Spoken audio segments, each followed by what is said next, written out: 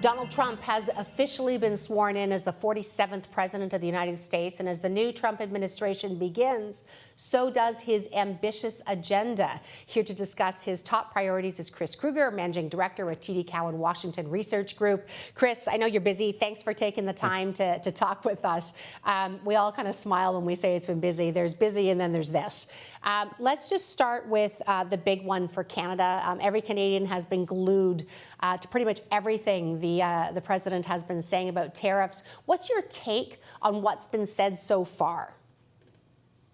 Well, unfortunately, I think the eyeballs will continue to be glued because we really don't have policy certainty. That's somewhat by design. President Trump enjoys being a policy paradox.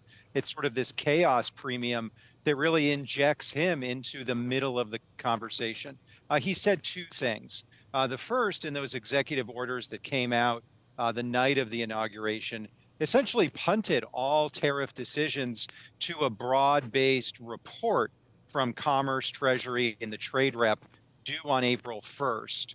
Then that evening was the ad hoc press comments that suggested a 25% tariff could hit both Canada and Mexico on February 1st. Even if he wanted to, he could do that. That time frame is incredibly aggressive. The interesting nuance, such as it is that Trump isn't talking about trade issues with that 25% tariff. This is still over border security and immigration. So we're still very much in the first innings. April 1st is probably the first time frame where we could have a bit of clarity.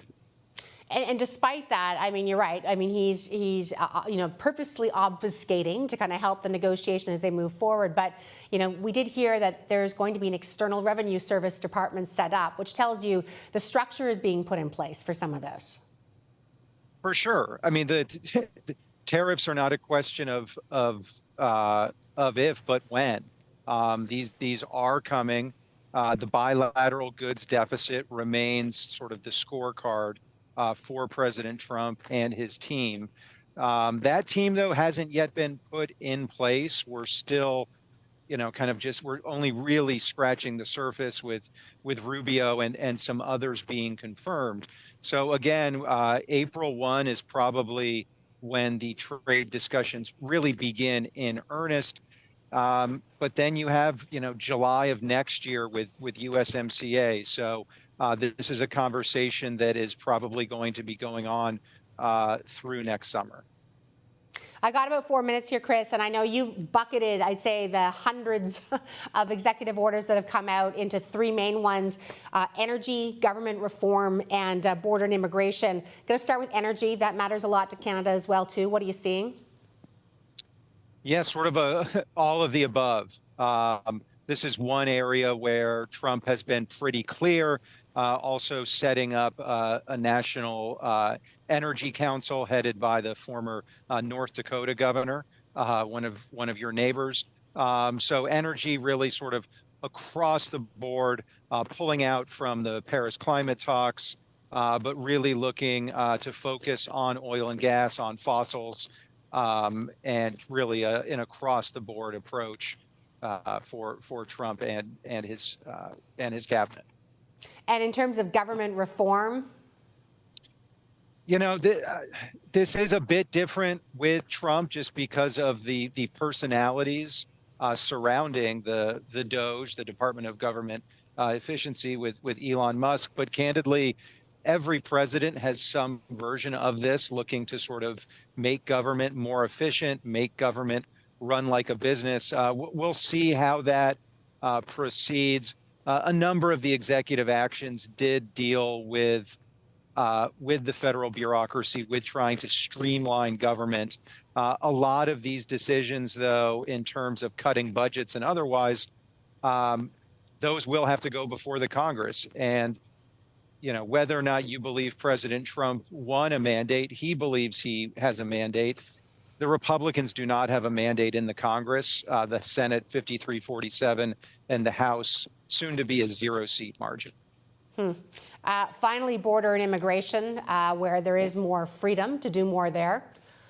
Yeah, I mean, this is probably, I think if you asked President Trump this, he would say this was the single most galvanizing issue in the campaign, arguably his signature issue along with trade.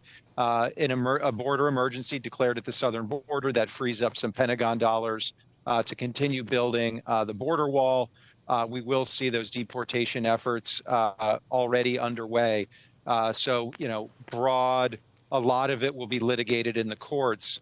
But this is something where I think we would expect to take President Trump both literally and seriously on his deportation efforts. Chris, last question for you, just about 30 seconds. What do you think are going to be the sticking points that are not going to allow the Trump agenda to move through? You mentioned obviously Congress, so that's a big one. But what else is out there?